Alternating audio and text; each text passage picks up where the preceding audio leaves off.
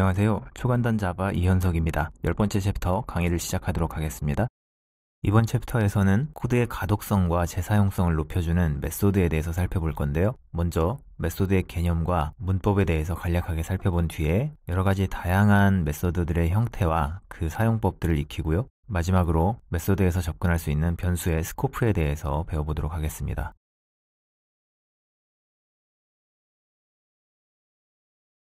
그럼 메소드의 개념에 대해서 살펴보기에 앞서서 우리가 이미 알고 있는 메소드부터 살펴보도록 하겠습니다. 우리는 이미 앞서서 메소드들을 계속해서 봐왔는데요. 우리가 매번 작성하던 메인 영역이 바로 메소드라고 부르는 것이죠. 보시는 것과 같이 이 박스 영역을 묶어서 메소드라고 부릅니다. 다음으로는 메인 메소드의 구조부터 살펴볼 텐데요. 1번 박스 영역은 이 책을 통틀어서 다루지 않는 내용이니 그냥 메소드 앞에 붙는다고 외워두시면 됩니다. 2번 박스 영역은 이 메소드가 되돌려주는 값의 타입을 의미하는데요. 앞서서 우리가 자주 사용했던 integer.parseInt 같은 기능들 또한 메소드라고 부르는데 이 기능은 문자열을 받아서 정수를 되돌려줬던 것을 기억하시죠?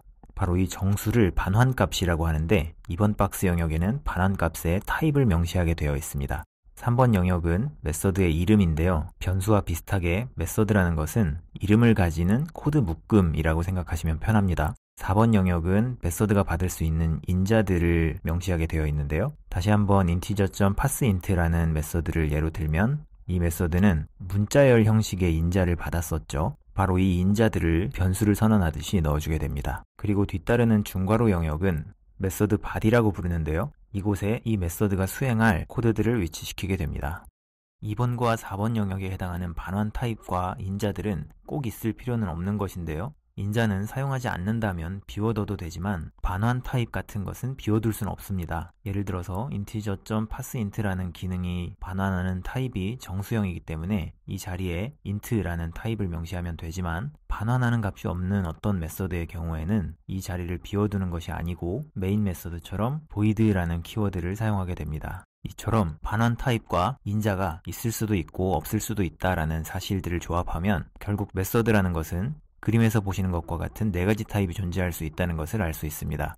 첫 번째로 입력값과 반환값이 모두 없는 경우, 그리고 두 번째로 입력값만 존재하는 경우, 세 번째 반환값만 존재하는 경우, 마지막으로 입력값과 반환값이 모두 존재하는 경우로 나누어 볼 수 있겠죠. 그러면 지금부터 실습을 통해서 이러한 4가지 타입의 메소드들을 정의하고 사용해 보도록 합시다.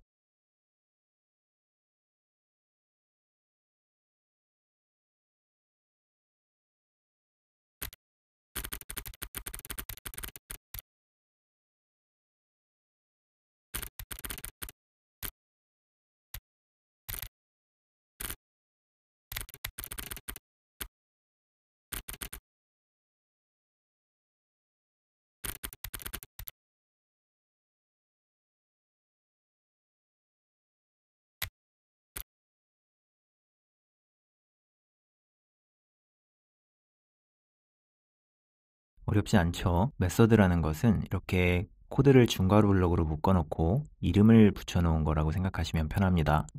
그러면 이어서 입력값이 존재하는 메소드를 한번 정의해 볼 텐데요. 이름을 입력하면 그 이름을 부르면서 인사하는 sayHello2라는 메소드를 정의해 보도록 하겠습니다.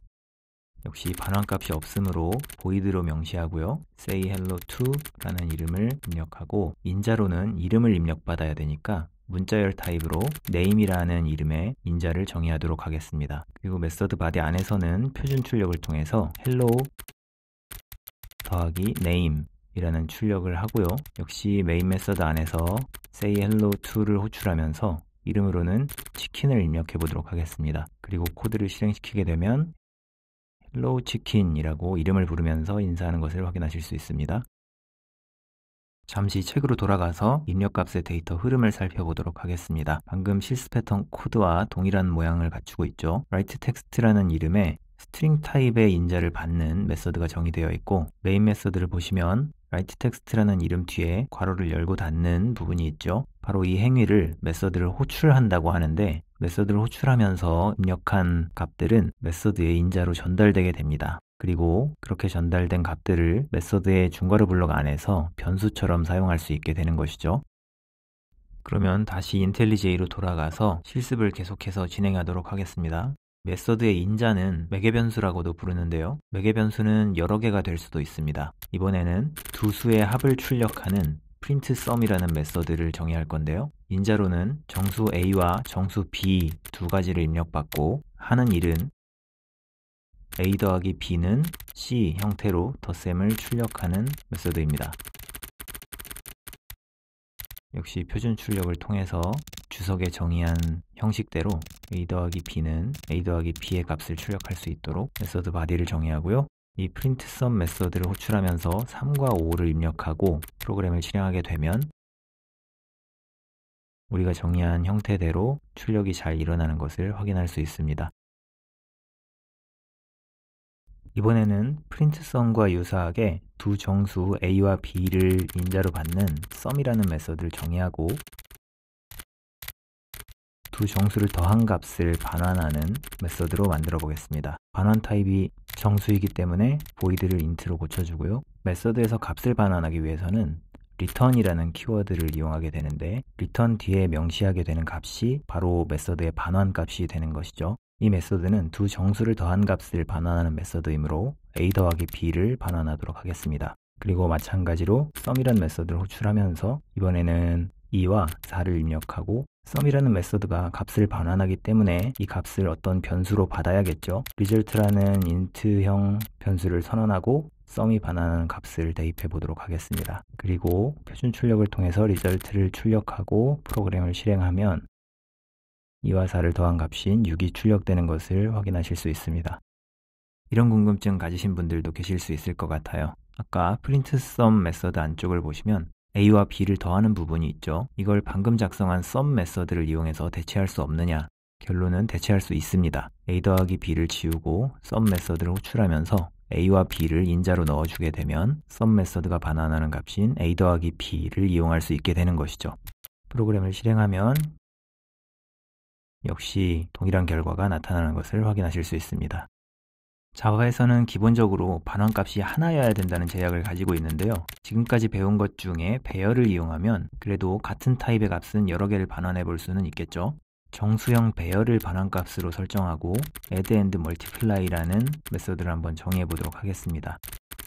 이 메서드는 배열의 첫 번째 요소로 두 정수를 더한 값을 그리고 두 번째 요소로 곱한 값을 반환하는 메서드이고요.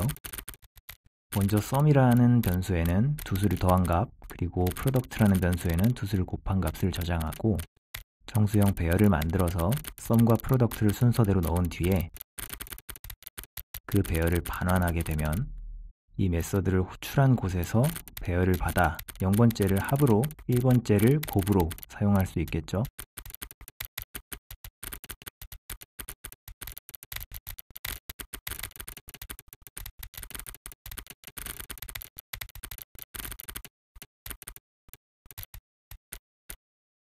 프로그램을 실행하면 예상하던 결과가 나오는 것을 확인할 수 있고요. 이렇게 배열을 이용하는 방법은 순서대로 어떤 값이 들어가 있는지를 외워두고 사용해야 되기 때문에 잘 이용되는 방법은 아니지만 이 책을 끝까지 배우고 그리고 조금 더 깊이 공부하다 보면 더 좋은 방법도 배우실 수 있습니다.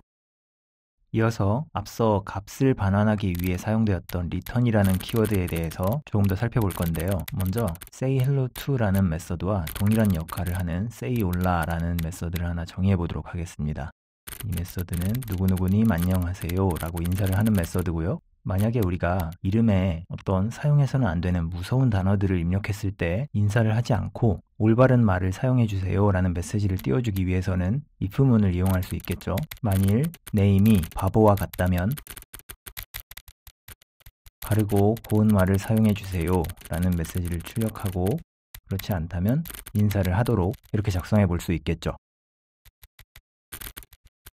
한번 이렇게 멀쩡한 이름을 입력했을 때에는 인사를 잘 하는 것을 확인할 수 있고 바보라고 입력했을 때 바르고 고운 말을 사용해 주세요 라는 메시지가 출력되는 것을 확인하실 수 있습니다. 하지만 여기에서 else문을 없애고 실행하게 되면 바보라고 입력했을 때 바르고 고운 말을 사용해 주세요 라는 메시지와 함께 바보님 안녕하세요 라는 인사까지 출력되는 것을 확인하실 수 있습니다.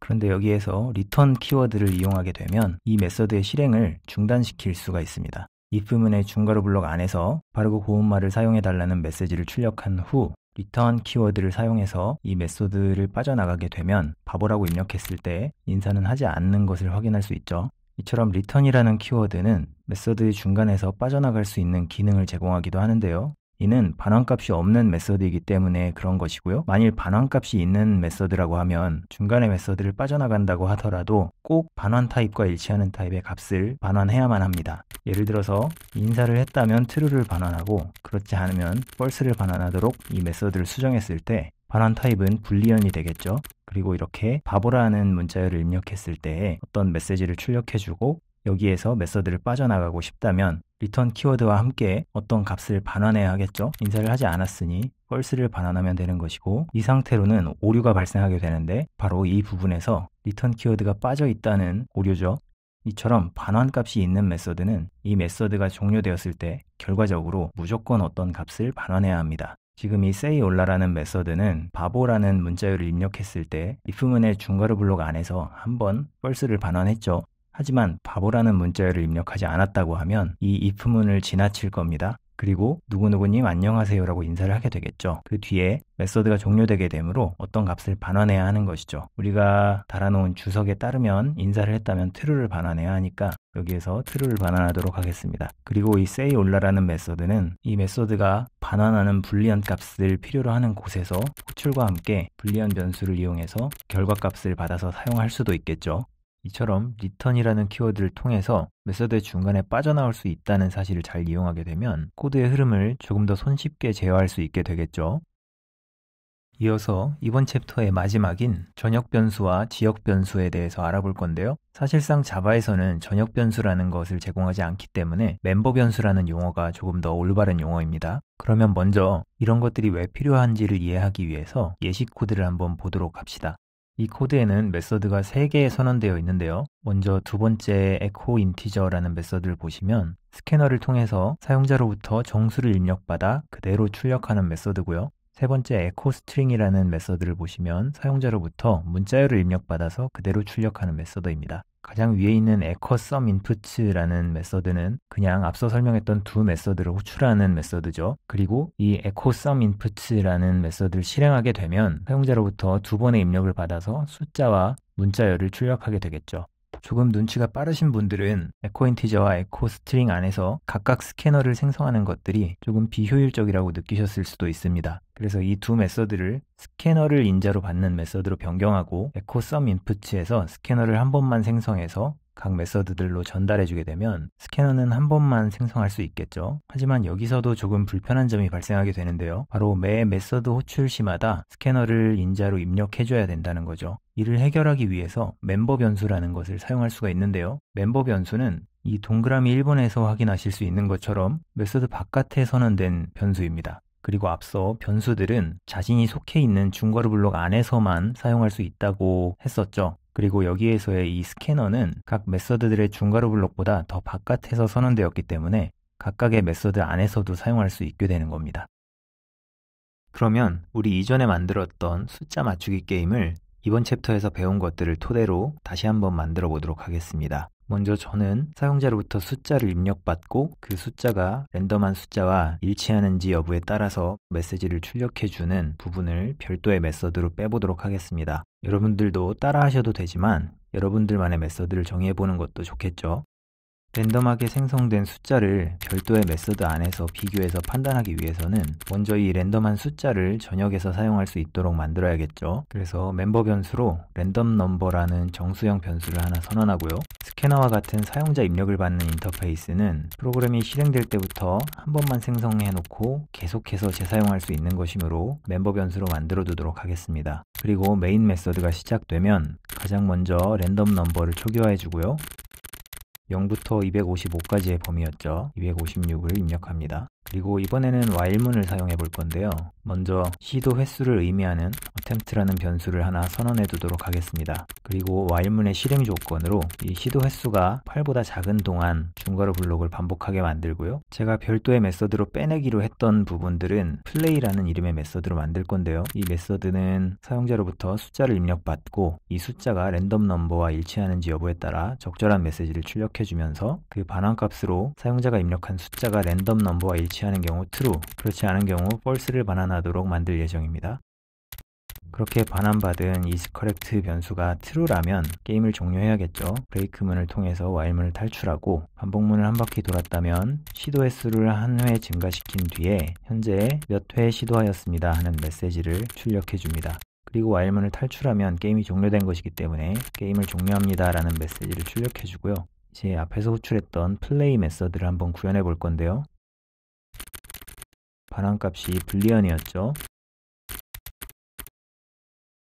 먼저 숫자를 입력하세요 라는 메시지를 출력해 준 뒤에 사용자로부터 숫자를 하나 입력받고요.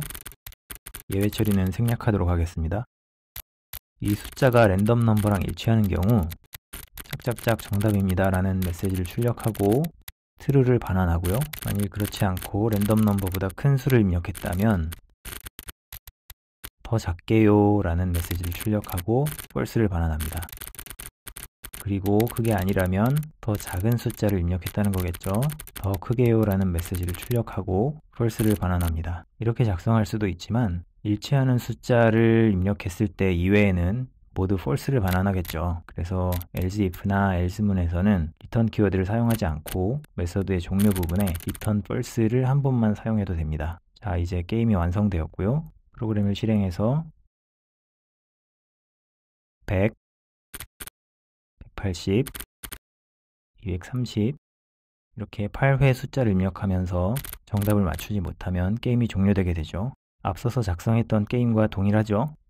이렇게 프로그램의 세세한 로직은 별개의 메서드로 빼버리고 메인 메서드에서는 전체적인 프로그램의 흐름만 관리하도록 만들면 조금 더 흐름은 파악하기 쉽고 관리하기 용이한 소스 코드를 작성할 수 있을 겁니다. 지금까지 10번째 챕터 메서드에 대해서 알아봤고요. 뒷페이지에는 챕터의 내용에 조금 더 익숙해질 수 있도록 연습 문제가 준비되어 있으니 복습을 통해서 익숙해지는 시간 가지시길 바랍니다. 그러면 11번째 챕터로 다시 찾아뵙도록 하겠습니다. 감사합니다.